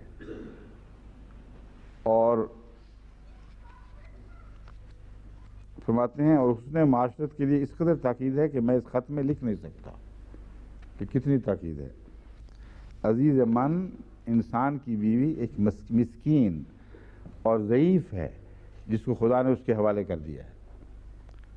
بعض لوگ سن کے کہیں گے وہ پتہ نہیں وہ کس زمانے کی بیویاں تھیں, مگر امر واقعہ یہ ہے کہ ہر بیوی بیچاری مسکین ہی گھر میں آتی ہے. تم اس کو بگاڑ دیتے ہو اپنی بد اخلاقیوں کی وجہ سے, یا زیادتی سے یا ضرورت سے زیادہ نرمی سے آہستہ سے اس کے اخلاق بگڑ جاتے ہیں. ورنہ ایک دلہن بیچاری تو مسکین بن کے ہی آتی ہے, اس کے ماں باپ تمہارے حوالے کر دیتے ہیں. تو ان معنوں میں یہ ایک دائمی سچائی ہے کہ ایک مسکین چیز ہے جو تمہیں ملتی ہے جس کو خدا نے اس کے حوالے کر دیا, اور وہ دیکھتا ہے کہ ہر یک انسان اس سے کیا معاملہ کرتا ہے. یعنی خدا دیکھ رہا ہے کہ اس عورت کو جو حوالے تمہارے کیا گیا ہے تو دیکھو تم کیا معاملہ کرتے ہو. نرمی برتنی چاہیے, اور ہر یک وقت دل میں یہ خیال کرنا چاہیے کہ میری بیوی ایک مہمان عزیز ہے جس کو خدا تعالیٰ نے میرے سپرد کیا ہے, اور وہ دیکھ رہا ہے کہ میں کیوں کر شرائط مہمانداری بجا لاتا ہوں, اور میں ایک خدا کا بندہ ہوں اور یہ بھی ایک خدا کی بندی ہے. مجھے اس پر کون سی زیادتی ہے. خونخوار انسان نہیں بننا چاہیے, بیویوں پر رحم کرنا چاہیے اور ان کو دین سکھلانا چاہیے. اب یہ دین سکھلانا چاہیے یہ اس لیے بیچ میں داخل فرمایا گیا ہے کہ ہو سکتا ہے چونکہ وہ نیک آدمی تھے, وہ یہ عذر رکھتے ہوں کہ یہ پوری طرح دیندار نہیں ہے, نہ ٹھیک طرح وضو کرتی ہے, نہ اس کو دوسرے مسائل کا کوئی علم ہے. پرانے زمانے میں عورتوں کی تعلیم و تربیت کی طرف بعض دفعہ پوری توجہ نہیں ہوتی تھی, تو عام دیہات میں تو خاص طور پر ایسی عورتیں آ جاتی تھیں جن کو پوری طرح دین کا علم نہیں ہوتا تھا. تو حضرت مسیم علیہ السلام نے اس احتمال کے پیش نظر کہ ان کو یہ عذر نہ آتا ہے اور دوبارہ ایک چٹھی نہ لکھ دیں کہ آپ کو جو شکایتیں پہنچی ہیں یہ نہیں کسی نے بتایا کہ دین کے معاملے میں کمزور ہے.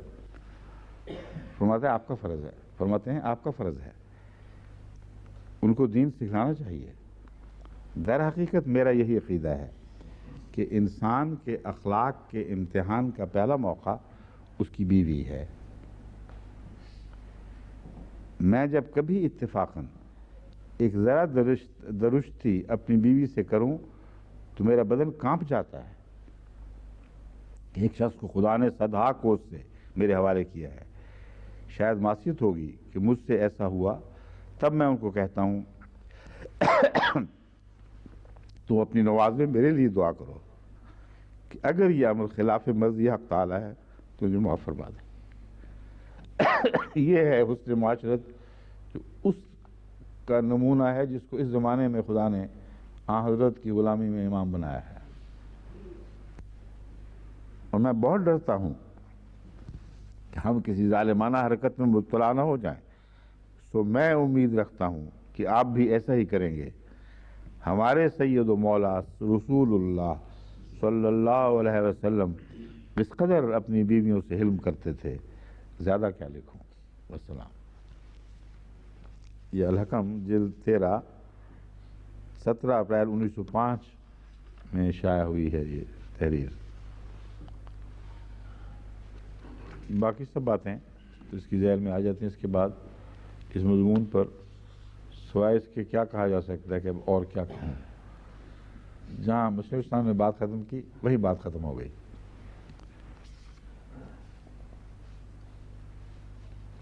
اب اگلی آیت میں جانے سے پہلے عورتوں کے ساتھ حسن سلوک اور حسن معاشرت کا ذکر ہے.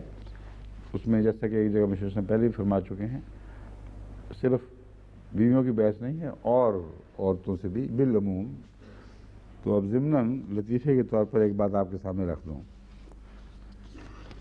جب میں نے گزشتہ درس میں اپنی ہمشیرہ عزیزہ امت الباسط کا نام لے کر بتایا کہ انہوں نے مجھے لکھا ہے کہ جو ایک مرد کا حصہ دو عورتوں کے برابر والا جو بات ہے، اس کا اطلاق کلالے پہ خصوصیت سے ہوتا ہے، یہ اسی صورت کی آخری آیت سے کھل کر بات سامنے آ جاتی ہے، کیونکہ وہاں اسی تعلق میں اللہ تعالیٰ نے دو سے زائد کا محاورہ استعمال کرنے کی بجائے دو کو 2/3 کا حصہ دار قرار دے دیا۔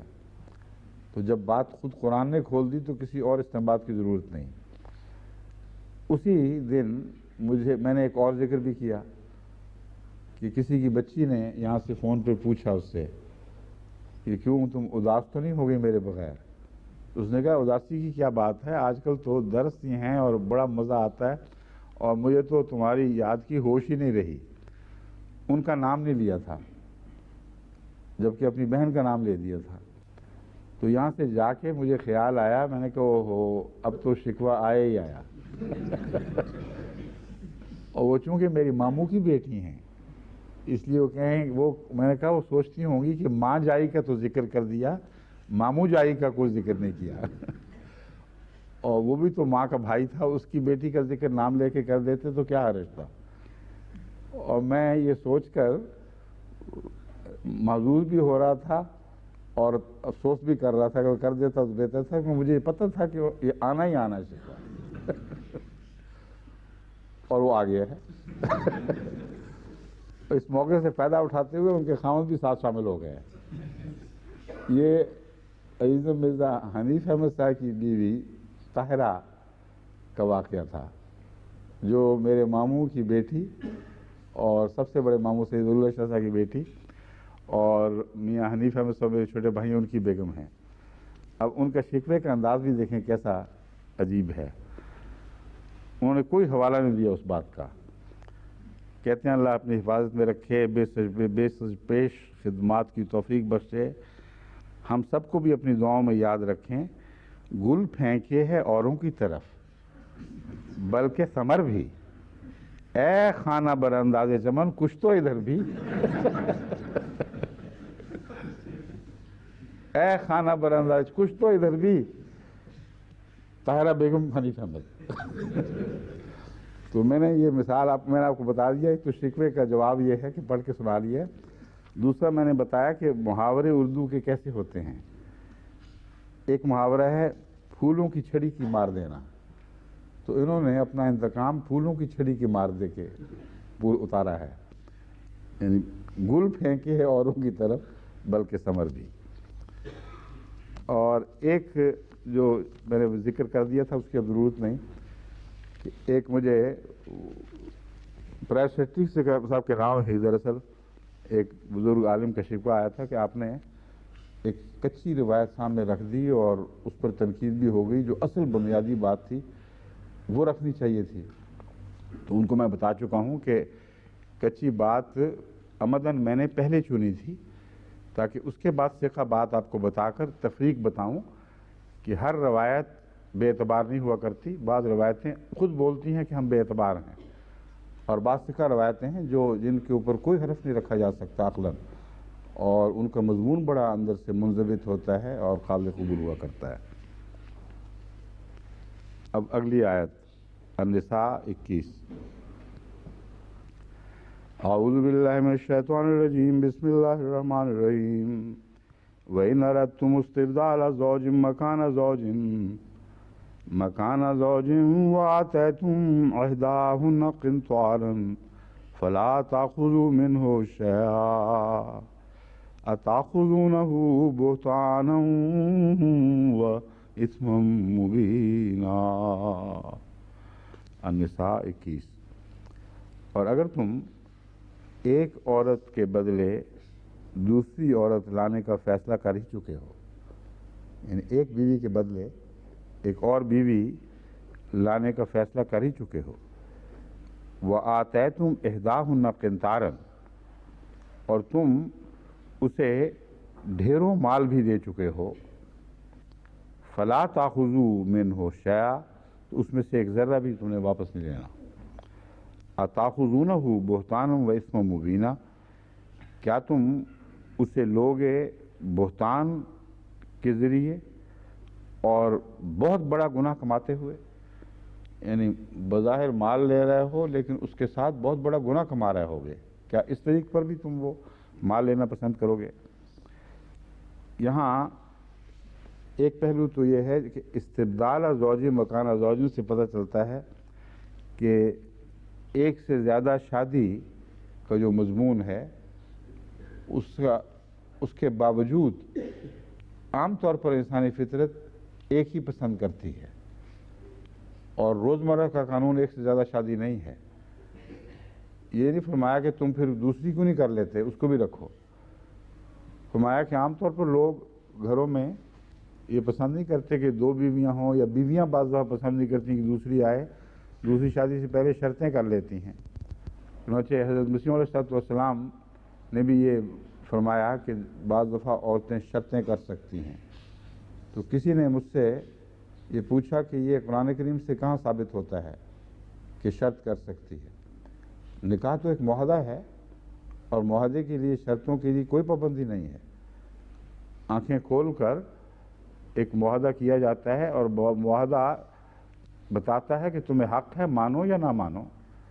تو اگر معاہدے کے روح سے تم کوئی شرطیں عائد کر لیتے ہو تو اس کی یہ شکل بنے گی کہ اگر تم معاہدہ توڑتے ہو تو معاہدے کی خلاف ورزی کرنے والے تو ہو سکتے ہو، مگر شریعت کے دوسرے حکم کی خلاف ورزی کرنے والے نہیں بنو گے۔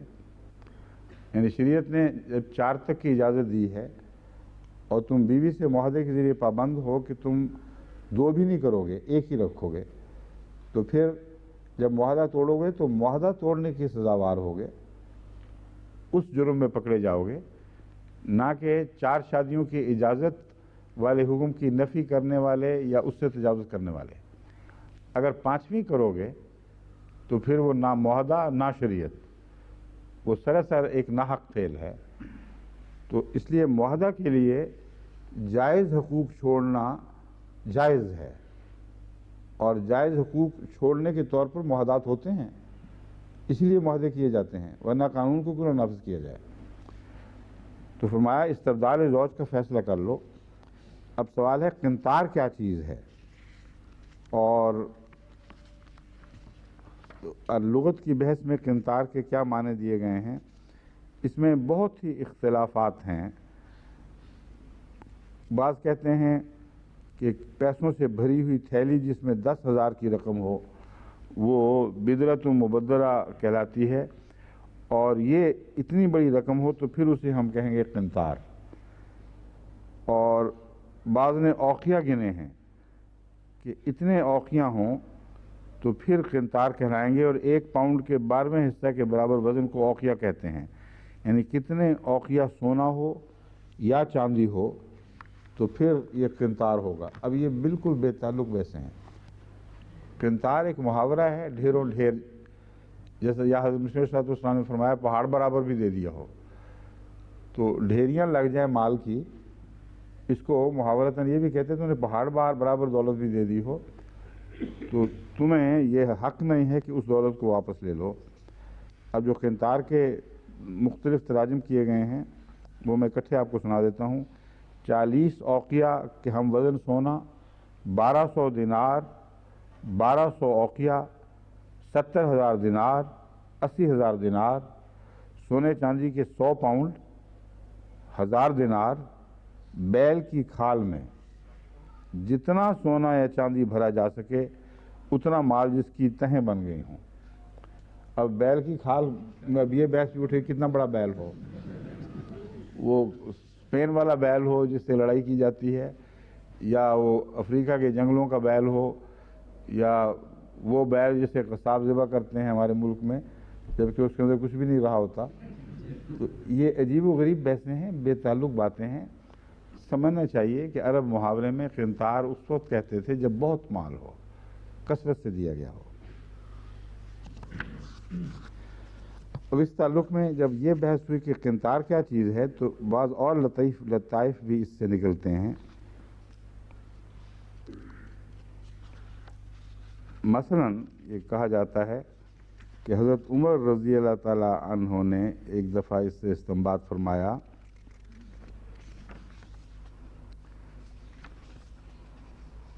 وہ پھر بعد میں آئے گا تو پھر اس کی بات کریں گے.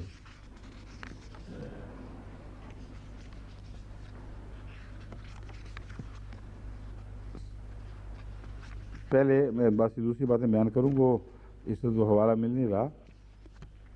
اس آیت یا اس سے اگلی آیت سے وہ حضرت عمر رضی اللہ تعالیٰ عنہ نے ایک استنباط کیا تھا جس کو ایک خاتون نے چیلنج کیا. چیلنج ان معنوں میں کہ حضرت عمر ایک روایت میں تو آتا ہے کہ آپ نے خطبے میں بیان فرمایا وہ اس نے یہ جواب دیا، لیکن یہ معلوم یہ ہوتا ہے کہ اس نے راوی نے صحیح بات نہیں کی. دوسری روایت محتاط ہے، اس میں یہ ہے کہ اس نے سنا کہ رسول اللہ حضرت عمر رضی اللہ تعالیٰ عنہ نے یہ استنباط فرمایا ہے. تو رستہ چلتے جب آمنا سامنا ہوا تو اس نے کہا اے امیر المومنین آپ نے یہ کیا حالانکہ قرآن تو یہ کہتا ہے. اور اس پر پھر حضرت عمر رضی اللہ تعالیٰ عنہ کو ایک تبصرہ ہے. پھر فقہا اس بحث کو لے اڑے ہیں آگے. یہ بات کی باتیں پھر کریں گے. اب میں اس آیت کے حوالے سے مزید جو بحثیں ہیں وہ آپ کے سامنے رکھتا ہوں. ایک تو قنطار کی بحث ہے جس بحث نے بھی نکات کے ڈھیر بنا دیے ہیں. اب بہتان کی بات ہے. بہتان عظیم فرمایا یعنی اہل لغت کہتے ہیں کہ بہتان ایسا الزام ہے جس کے جھوٹ سے انسان حیران و ششدر رہ جائے. بہتان کا لفظ دراصل آپ نے قرآن کریم میں دوسری جگہ ہی پڑھا ہوگا فبہت الذی کفر. حضرت ابراہیم نے ایسی دلیل دی فبہت الذی کفر کہ وہ حیران ششدر رہ گیا، ہکا بکا رہ گیا. تو بہتان بھی ایسا کہ اگلا معصوم آدمی حیران پریشان ہے یہ کیا بات ہے، کب کی بات کر رہا ہے، تو کبھی ہوا ہی نہیں، اور فطری رد عمل اس کا ظاہر کر رہا ہو کہ سراسر جھوٹ ہے اور اس میں کچھ بھی نہیں. ایسی چیز کو بہتان کہا جاتا ہے.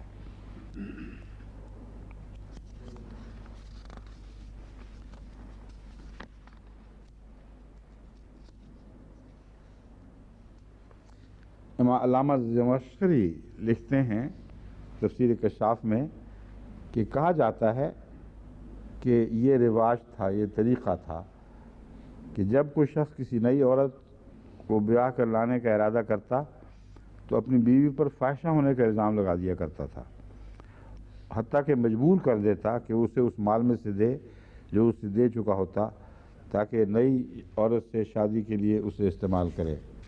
یہ میں پہلے بھی بیان کر چکا ہوں، یہ تو ایک عام جاری صورت ہے، آج کل بھی یہ ظلم کیا جاتا ہے.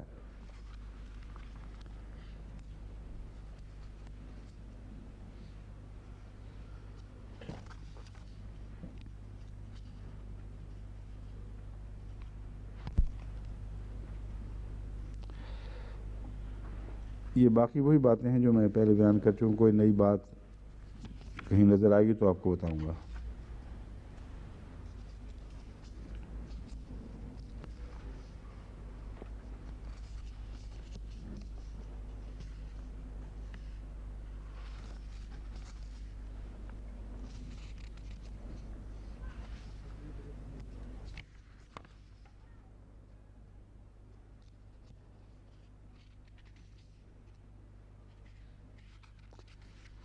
کوئی اور ایسا مسئلہ نہیں، صرف وہ غالباً وہ رہ گیا حصہ حضرت عمر والی بات.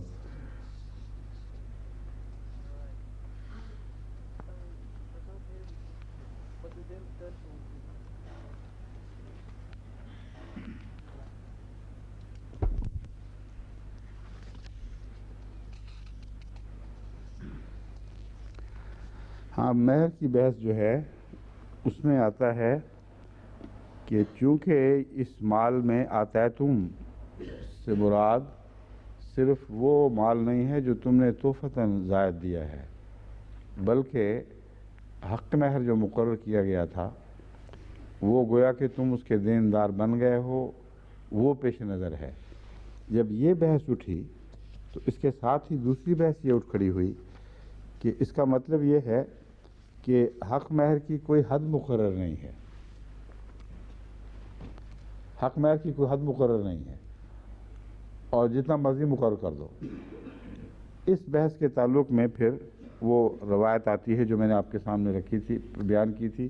وہ روایت یہ ہے، بعض لوگوں کا خیال ہے کہ یہ آیت بہت زیادہ مہر مقرر کرنے کے جواز پر دلالت کرتی ہے۔ بس اس کی تائید میں یہ روایت پیش کرتے ہیں کہ ایک مرتبہ حضرت عمر رضی اللہ تعالیٰ عنہ نے منبر پر چڑھ کر خطاب فرمایا کہ خبردار عورتوں کے مہر کے بارے میں غلو سے کام نہ لو۔ اس پر ایک خاتون نے کھڑے ہو کر کہا کہ اے ابن خطاب، خدا ہمیں دیتا ہے اور آپ روک بنتے ہیں۔ اس نے اپنی تائید میں یہ آیت پڑھی، قنطار والی۔ اس پر حضرت عمر نے فرمایا کہ ہر شخص عمر سے زیادہ سمجھ بوجھ رکھتا ہے۔ گویا کہ یہ مطلب لیتے ہیں کہ حضرت عمر نے اس کے اس دعوے کو نہ صرف تسلیم کر لیا بلکہ یہ بھی اعلان کر دیا کہ یہ تو ایسی امت ہے کہ جس میں ہر شخص مجھ سے زیادہ عقل والا ہے، صرف خلیفہ وقت یہ جس کو کوئی عقل نہیں۔ یہ غلط مفہوم نکالا جا رہا ہے، یہ طرز بیان ناراضگی کا اظہار ہے۔ آپ حضرت عمر رضی اللہ تعالیٰ عنہ غلف کا معنی سمجھتے تھے اور اس آیت سے یہ مراد نہیں لیتے تھے کہ غلف کیا گیا ہو۔ بغیر غلف کے اگر زیادہ دیا گیا ہو اس کے لیے آیت اجازت دیتی ہے، نہ کہ مبالغہ آمیزی جس کی توفیق ہی نہ ہو، بلکہ اپنی توفیق سے حد سے بڑھ کر دے دینا۔ تو اس لیے اس عورت کے اعتراض کو حضرت عمر رضی اللہ تعالیٰ عنہ نے قبول نہیں فرمایا، بلکہ ناپسندیدگی کے اظہار کا یہ طریق تھا کہ اچھا پھر یہاں تو ہر شخص مجھ سے زیادہ جاننے والا ہے، میں اور کیا بات کروں۔ اور مفسرین نے اس بات کو قبولیت کے معنوں میں لے کر یہ بحث اٹھا دی ہے کہ کس حد تک حق مہر پھر ضروری ہوا۔ وہ حضرت عمر نے فیصلہ کیا، یہ لکھا ہوا ہے، اور اس فیصلے کو واپس لے لیا، حالانکہ ہرگز ایسی بات نہیں ہے۔ آپ نے غلو کی بات فرمائی تھی اور اس آیت میں غلو کی بات نہیں ہو رہی۔ اس آیت میں ہے اپنی توفیق کے مطابق ڈھیروں ڈھیر دے دیا ہو۔ اگر دے دیا ہو تو اس میں غلو کہاں سے آ گیا؟ اس کو یہاں سے ہٹا کر جب صرف حق مہر سے باندھتے ہیں تو اپنی طرف سے اندازہ لگا لیتے ہیں کہ وہاں غلو مراد ہوگی، حالانکہ حضرت عمر رضی اللہ تعالیٰ عنہ نے یہ نہیں سمجھا۔ اس سے جتنا بھی انسان کو توفیق ہے وہ حق مہر مقرر کر سکتا ہے، مگر دکھاوا، ایک دوسرے سے بڑھ کر مقابلہ کرتے ہوئے بیویوں کے حق مہر باندھنا اور ایسے حق مہر باندھنا جو حد اعتدال سے تجاوز کر جائیں، ان کی یہ آیت تائید نہیں کرتی۔ کہاں کرتی ہے یہ تائید؟